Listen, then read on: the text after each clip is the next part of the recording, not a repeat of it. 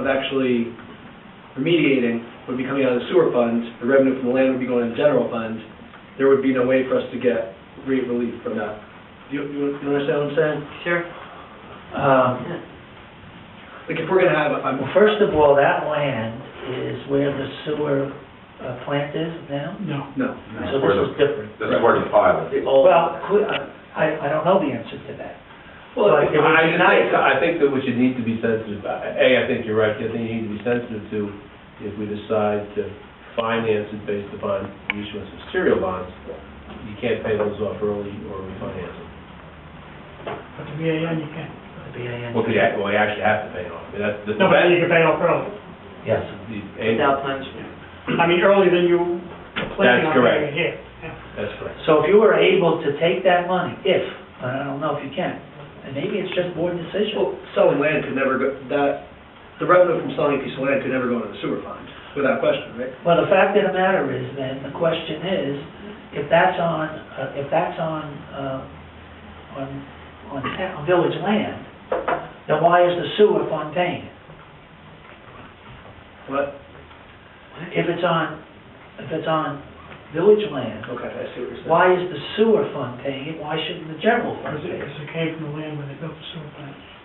Well, yeah, but it's still on sewer. In other words, maybe we could reorganize it and say, okay, this payment to clean up the land is a general fund payment. Then when you sell the land, assuming you do a BAN, if you sell the land, then it could offset the BAN. Yes. That's part of a philosophical question I guess we haven't quite answered yet. That's correct. That we've all Well, there's probably legal issues there, too. Well, but understand as well, this is really the first shot in terms of analyzing, beginning the analysis of how we pay for it, because as Mal said before, we don't have a deal in place, but we're further along than we've ever been in terms of having a potential deal. And so when the parameters of that start taking shape, the 800-pound gorilla in the room is how you pay for it. And so I spoke to the mayor and asked Mr. Vanier if he could come tonight to begin the discussion with the board. And I do want to thank the board for accommodating me, because this being the first Monday of the month, I have a conflict. This is not a work session. I don't usually appear. I have to be someplace else by 7 o'clock. So I do thank you for coming in. I hope I didn't inconvenience anyone. But I did ask the board to come in early because I thought it was important that I be here and when we start the discussion of how we have to pay for this. So let me give you an example. And these are ifs, if the land is a village land, and if we can pay this out of the general fund, you're still paying you're paying the same amount. Then when you sell the land, you offset either the payments for the serial bond or the BANs, which obviously then you can retire them early. Well, the other thing, I mean, obviously, the primary thing about the BANs is we're paying a lot less money in interest than we are with the other alternatives. Oh, absolutely. And we do have the potential at some point that we will get some money from the town, so that could also be, we don't know what it's going to be, obviously, but... So what you're looking for is an answer, I mean, Not the concept of looking, no, I know, but direction. But the concept of this being a debt overall for the village fund as opposed to the sewer fund. has That not would be been number raised one. before. Well, it's the first time it's been raised. Yeah. What's that? I'm sorry? I'm saying that's the first time it's been raised. The question of it being a debt for the sewer fund versus it being spread out over the village, the entire village debt.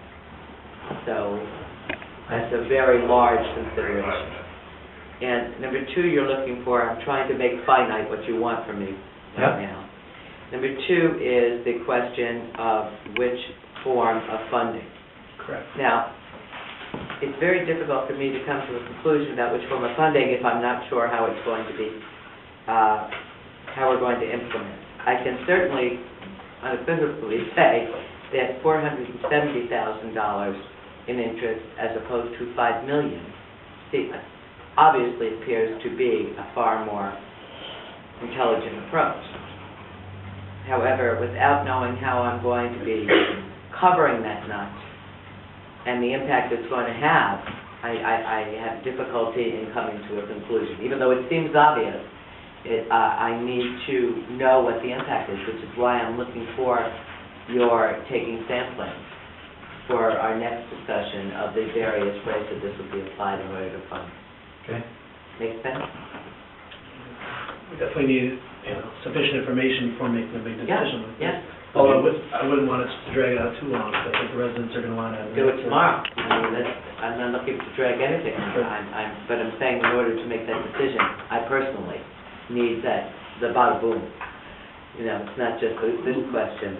They're so We should tightly all knit. understand that in terms of my discussions with the, contractor who's interested, this C.J. Nesty, who has the contract for the alternate daily cover down at Middlesex landfill, he understands that it's going to take some time for us to determine how we're going to finance it, and has indicated that he would, if we can reach an agreement, and the village board authorizes that, he would commence the work and not expect to get paid for, in his view, a couple of months. And what does he need in order to take that step? Well, what he would need is this, what I would want to do, and just maybe I can summarize a little bit. Since last we met, I've had a conversation with Mr. Nesty, our village engineer. Artelli has spoken to Mr. Nesty.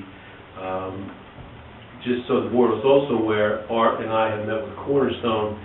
We want to make sure that all our bases are covered to the extent any other permits or approvals are going to be required from the DEC or anyone else. So we make contact with the DEC.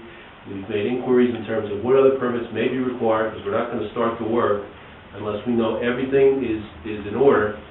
And also, to the extent, other issues that perhaps in the initial proposal may not have been covered, such as,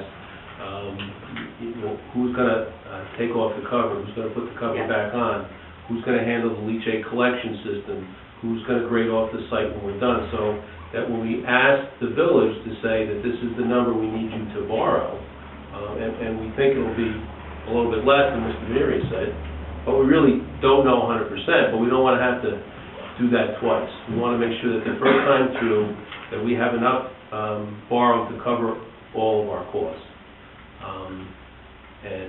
So what I would ask the board to do at some time in the future is authorize the mayor to sign a contract. Now, I have delivered a draft contract to Mr. Nesty. I did that the day after Thanksgiving. I know he has received it. You should also be aware that Cornerstone is working on a work plan, a work plan that needs to be acceptable to the DEC to identify exactly what's going to be done there every day or on a periodic basis. So there's no issues at all between us and the DEC. The work plan would become a part of the contract with C.J. Nesty. And when those things are in place, and we know that all those bases are covered, I would ask this board to adopt a resolution authorizing the mayor to sign the contract. I should also add, at the same point in time, what we've asked Cornerstone to do is an analysis to make sure that in terms of the other potential alternatives we have for disposition of the stockpiled material, either are more expensive or unavailing, which means we're not going to be able to do that. Right. So we have all of our due diligence in place before we move forward. So that's what I'd be asking the board to do. We're not there yet, but we're close enough there that I thought it was important to have Mr. Vanieri come in, start going through the numbers, because, it's not, whether it's an assessment, whether it's an increase in the rate, whether it's an increase in taxes, it's more money for the people who live here, of which I am one. So I think we're all pretty sensitive to what's going on and what our obligations and responsibilities are. How long would it take you to get us the analysis, Mr. Vanieri? When's your next meeting? Monday. Today's Monday. There's another one. Next Monday. There's another Monday? There's a couple of them in the month. Oh, all right. Next Monday? Yeah. Good. Just make sure he gives a copy for Ed, so we can put one in his box. Yeah, I got one. Obviously, we would have to do it as if, many ways. One, where the land was owned by the quote general fund, if I may, and that we were therefore taxing the people in the general fund, which would of course eliminate assessments. the sewer fund, obviously, that's clear. And then the question would be, what happens to the money when it's sold? Can we take that money and say it's a reimbursement for what we paid out? Is there a legal question involved in that determination? You know, it's all in the village.